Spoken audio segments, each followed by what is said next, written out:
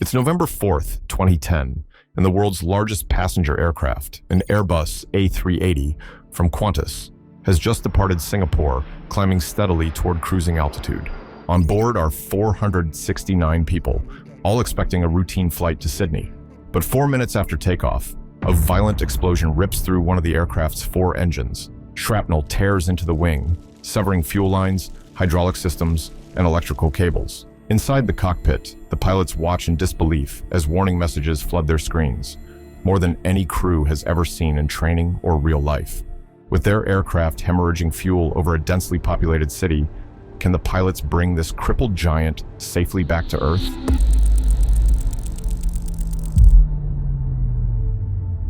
This is the story of Qantas Flight 32. On the morning of November 4th, Qantas Flight 32 was scheduled to fly from London Heathrow to Sydney with a stopover in Singapore.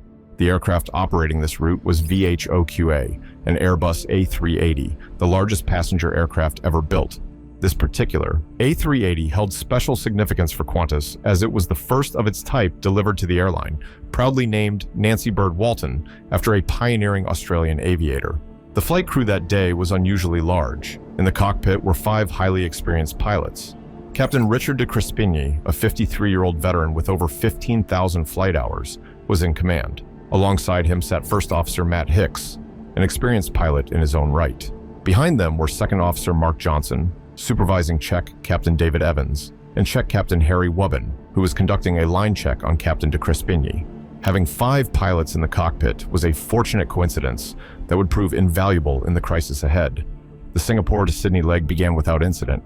At 9:56 a.m. local time, the massive aircraft lifted off from Singapore Changi Airport's runway 20 center.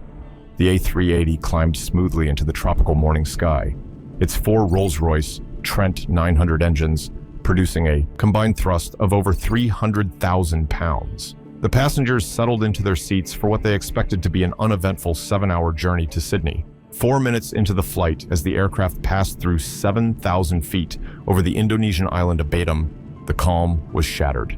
Without warning, a loud bang echoed through the aircraft, followed by a violent shudder.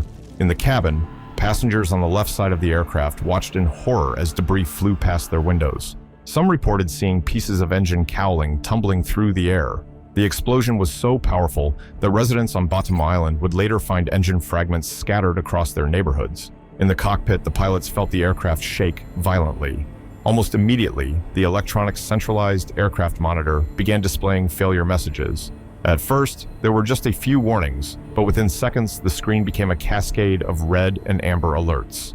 Engine number 2, the inboard engine on, the left wing, had suffered a catastrophic uncontained failure. A turbine disc inside the engine had disintegrated at high speed, and the resulting shrapnel had torn through the wing like bullets through paper. The damage was far more extensive than a simple engine failure. Fragments from the exploding turbine had punctured the left wing in multiple locations, severing wiring bundles, fuel lines, and hydraulic pipes. The ECM system was now displaying more failure messages than any of the pilots had ever seen. In total, the crew would have to deal with over 50 separate system failures or abnormalities. Captain de Crespigny later recalled that the screen looked like a Christmas tree, with warnings he had never encountered, even in the most demanding simulator sessions. First Officer Hicks immediately began running through the ECM procedures, while Captain de Crespigny maintained control of the aircraft. The other 3 pilots in the cockpit quickly divided responsibilities, with one monitoring fuel state, another handling communications, and the third assisting with the endless checklists. This crew resource management would prove essential to their survival. As they worked through the failures, the true extent of the damage became horrifyingly clear. The aircraft had lost hydraulic fluid from 2 of its 3 hydraulic systems. The fuel system was compromised with fuel leaking from the left wing. One of the 2 engines on the left wing was destroyed and the other was damaged. The flight controls were degraded, with the aircraft now relying on backup systems. The leading edge slats on the left wing were damaged and inoperative. Half the spoilers were non-functional. The anti-lock braking system was disabled, and only one of the aircraft's 2 engines on the right side was producing full thrust. Perhaps most concerning was the fuel situation. The explosion had ruptured a fuel tank, and fuel was streaming from the damaged wing. The crew had to constantly monitor their fuel state while simultaneously dealing with the cascade of other failures. Making matters worse, the fuel transfer system was damaged, meaning they couldn't balance fuel between tanks properly. The aircraft was becoming increasingly unbalanced as fuel drained asymmetrically from the left wing. Captain de Crespigny made the decision to return to Singapore Changi Airport, but landing this crippled aircraft would be nothing like a normal approach. The crew spent the next hour and a half methodically working through every ECAM message, prioritizing the most critical failures while calculating whether a safe landing was even possible. They used the aircraft's flight computers to determine the minimum runway length they would need given their degraded braking capability. The computer returned a troubling answer. They would need every foot of Changi's runway and possibly more. The pilots requested the longest available runway. They would have only one chance to get this right. With degraded flight controls, the aircraft would be less responsive than normal. With damaged brakes, they would have limited stopping power. And with fuel still leaking from the wing, there was a constant risk of fire. As they set up for the approach, Captain de Crespigny briefed the cabin crew and passengers on the situation. He kept his voice calm and professional, explaining that they had experienced an engine failure and would be returning to Singapore. Inside the cockpit, however, the tension was palpable. The pilots knew just how close to the edge they were operating. The approach to runway 20 center was flown manually, with Captain de Crespigny making constant adjustments to compensate for the asymmetric thrust and damaged flight controls.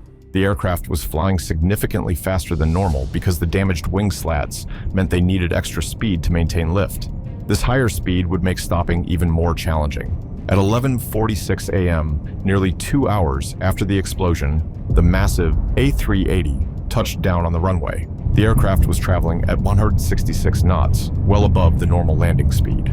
Captain de Crespigny applied maximum braking, but with the anti-lock system disabled, he had to be careful not to lock the wheels and blow the tires.